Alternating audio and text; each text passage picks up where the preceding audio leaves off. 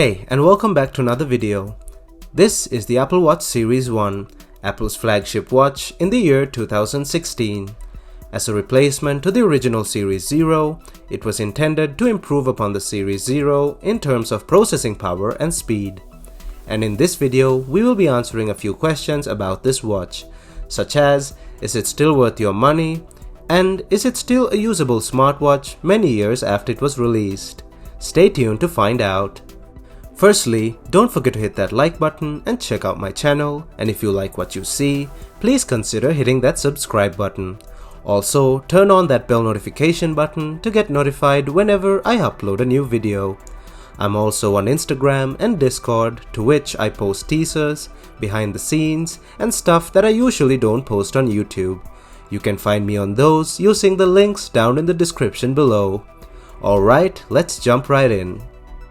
So the watch I'll be using for this video is an aluminum 42mm Series 1, which I use almost daily. I did a separate video on this exact same watch and how I got it off eBay for real cheap. You can find that video up in the card above over there and down in the description below. I will also be comparing the Series 1 to the Series 0 to point out their similarities and differences.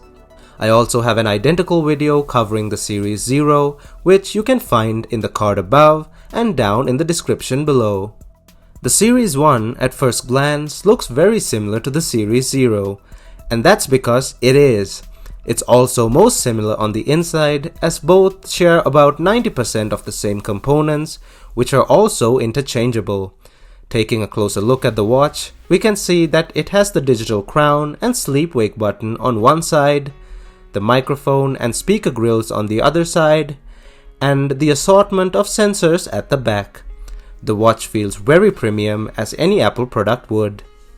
The Series 1 was released in December of 2016 and was offered in two case sizes, being 42mm and 38mm, as well as 4 color options.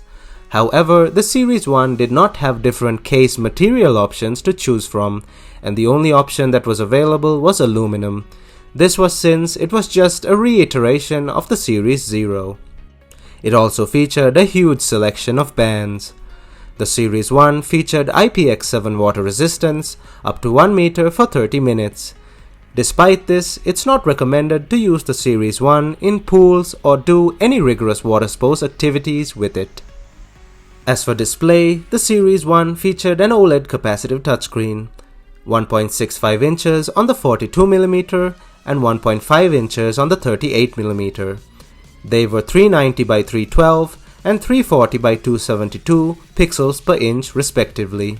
The glass was standard ion strengthened glass, and the displays also featured Force or 3D touch. This display holds up well today and provides great colors and viewing angles, and is absolutely not lagging behind more modern smartwatch displays. Overall, a very solid display. However, it does lack the always on feature, which was recently introduced with the Apple Watch Series 5. The main difference between the Series 0 and Series 1 were their processors. The Series 0 was considered to be underpowered, as it featured only a single core processor, which was the Apple S1 chip. This was improved upon with the Series 1, which featured an improved dual-core variant of the S1 chip, which was called the S1P, which was based on a 28nm process. It was clocked in at 520 MHz. The Series 1 also featured an upgraded graphics processor by PowerVR. The watch had 8 GB of internal storage, as well as 512 MB of RAM. This processor upgrade was extremely significant, as the Series 1 has one major advantage over the Series 0, and that is the ability to be upgraded to watchOS 6, which is the latest version of watchOS at the time of this video. The Series 0, however, is stuck with watchOS 4.3.2, which is its final confirmed update. The ability to be upgraded to watchOS 6 brought with it a whole plethora of features, such as more accurate fitness tracking, more workout types, new watch faces, and many more. Scrolling through the OS feels super smooth and apps open really quickly. The 512 MB of RAM keep apps running in the background without fail. There is barely any noticeable lag, and all apps on the Apple Watch store open and work just fine. System apps also run well, and fitness and health related apps run better with watchOS 6. The interface feels very premium and smooth and is more than usable today. Fitness tracking accuracy is another key point that I would like to discuss. I tested my Series 1 against my Series 5 on the same hand during a 15-minute walk, and I was pleasantly surprised to find out that it did not show much of a difference between values, being only off by a few steps and calories when compared to my Series 5. However, the Series 1 does fare worse in terms of battery performance during workouts, as its fitness tracking sensors are not as efficient as the ones on the more advanced Series 5. The 42mm Series 1 featured a 250 mAh battery, and the 38mm featured a 205 mAh battery, which were both advertised with having all-day battery life, which held to be true when tested in real life.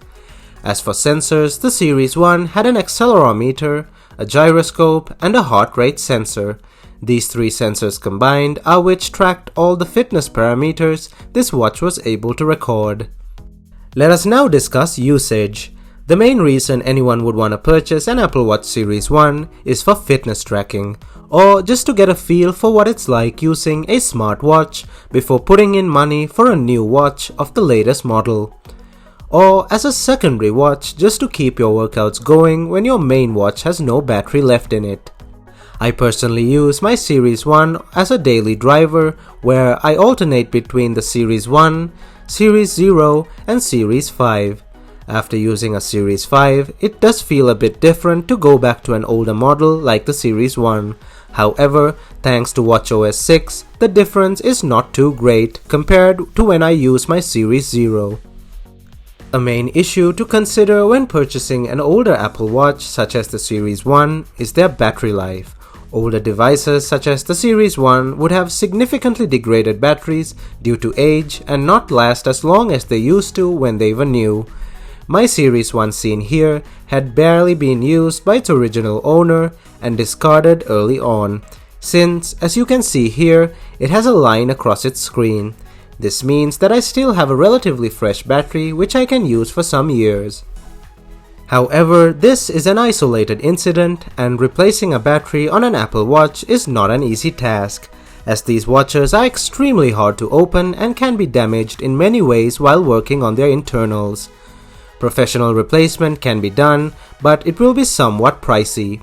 But if it's just a watch that you want as a cheap introduction into the Apple Watch ecosystem, a weak battery would not be an issue as you will not be using it for too long. Series 1s could be purchased off eBay for around $50 to $100 depending on their condition. So, as a final conclusion, I'd like to say that the Apple Watch Series 1 is still a perfectly usable watch by today's standards. It could act as a good introductory watch or a secondary watch, all at a very low price. So finally, that's it for this video. Thanks for watching, and I hope this helped you with your purchasing decision. Don't forget to like this video and check out my channel, and if you like what you see, please consider subscribing. Thumbs up, and I'll see you guys in my next video.